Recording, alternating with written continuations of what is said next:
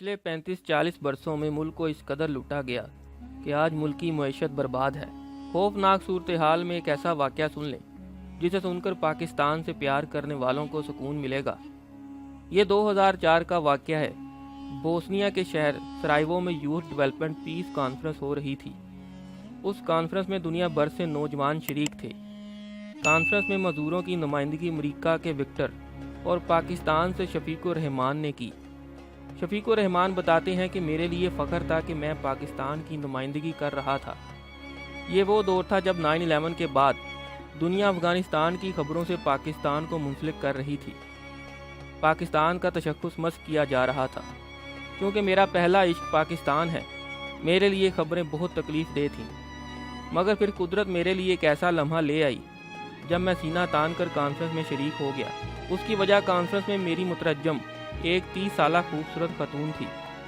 नीली आंखों और सुनहरे बालों ने इसके हुस्न को 4 चांद लगा रखे थे। तारुफ हुआ तो मैंने बताया कि मैं पाकिस्तान से हूँ। ये सुनने की देर थी कि मेरी मुतरज्जम आगे बढ़ी। उसने मेरा हाथ थामा, इसे चूमा और चूम कर आंखों से लगाया। इस गैर मुतवक्का हरकत पर मैं हैरान हुआ। वो मेरी हैरत को देखकर बोली, काश हमारी नस्लों में पाकिस्तानी पैदा होना शुरू हो जाए। ये जुमला सुनने के बाद मैं मज़ीद हैरत में डूब गया। मैंने खुद को संभालते हुए पूछा तो वो कहने लगी, क्या आप मुझसे शादी कर सकते हैं? पहली ही मुलाकात में ऐसे जुमले सुनकर मुझे मज़ीद हैरत हुई। खैर, मैंने उसे बताया कि मैं शादी कर चुका हूँ, मगर आप बताइए कि आप ऐसा क्यों चाहती हैं। उसने लम्हा भर ताख़ीर ना की और बताना शुरू किया कि जब सर्बिया के गुंडे हम मुसलमान लड़कियों की इज्जतों से खेलना चाहते थे तो उस वक़्त हमें बचाने वाले पाकिस्तानी फ़ौज के जवान थे। बैनुल-अक़वामी अमन फ़ौज में शामिल पाकिस्तानी जवानों ने न सिर्फ हमें बचाया बल्कि वो हमें अपने कैंपों में ले गए। उन्होंने हमें अपनी बहनों और बेटियों की तरह रखा। जब वो हमें खाना देते थे तो खुद नहीं खाते थे। हमारे पूछने पर बताते थे कि हमारा रोज़ा है। कुछ हफ्तों बाद हमें पता चला कि वो हमें अपने राशन से खाना देकर खुद भूखे रहते थे। वो पाकिस्तानी फ़ौजी जवान हमारे बच्चों से बहुत प्यार करते थे, हमारे बुज़ुर्गों का बहुत एहतराम करते थे। हमारी हिफाजत करते हुए कुछ पाकिस्तानी जवान शहीद भी हो गए थे। तुम पाकिस्तानी बहुत अजीम लोग हो। उसके इस जुमले ने मेरा सर फ़ख्र से बुलंद कर दिया। मैंने उसके सर पर हाथ रखा, अपनी बहन समझते हुए दुआ दी और फिर उससे कहा कि पाक फ़ौज हम पाकिस्तानियों के लिए फ़ख्र का बाइस है। दुनिया में अगर किसी ने गरीब और मुतवस्सित तबके के अफराद पर मुश्तमिल शानदार इदारा देखना हो तो वो पाक फ़ौज को देख ले। ये वाक़या 2004 में हो चुका है, मगर अब जब मैं सियासतदानों, नाम नहाद दानश्वरों और लिबरल्स की तरफ से पाक फ़ौज पर तनकीद के मनाज़र देखता हूँ तो फिर सोचता हूँ कि फ़ौज को बुरा भला कहने वाले कभी अपने बच्चों को सरहदों पर भेजें तो उन्हें पता चले कि धरती से इश्क निभाना क्या होता है। हिज़्बुल्लाह के रहनुमा सैयद हसन नसरुल्लाह पाकिस्तानी सियासतदान अल्लामा राजा नासिर अब्बास की क्लास फेलो हैं।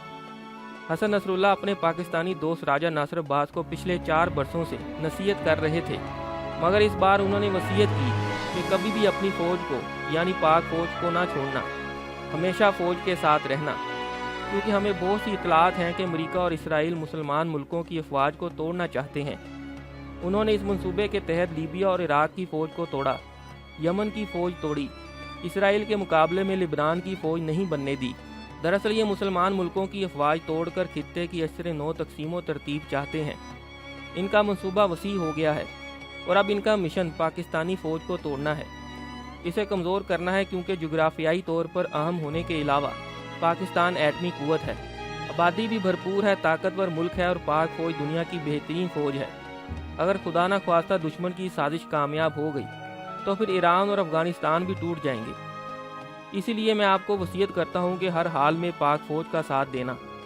आपका मुल्क और अवाम इसी सूरत में बचेंगे जब आपके पास ताकतवर फ़ौज होगी। राजा नासिर अब्बास बताते हैं कि मैं अक्सर सोचता था कि मेरा दोस्त हसन नसरुल्लाह क्यों ये मंजर बताता है, मगर अब जब हालात मेरे सामने आए तो मुझे यकीन हो गया कि वो सच कह रहा था, क्योंकि मेरे लिए वो दिन हैरान कुन था जब 3 मरतबा वज़ीर आज़म रहने वाले ने अपनी फ़ौज के ख़िलाफ़ बोलना शुरू किया।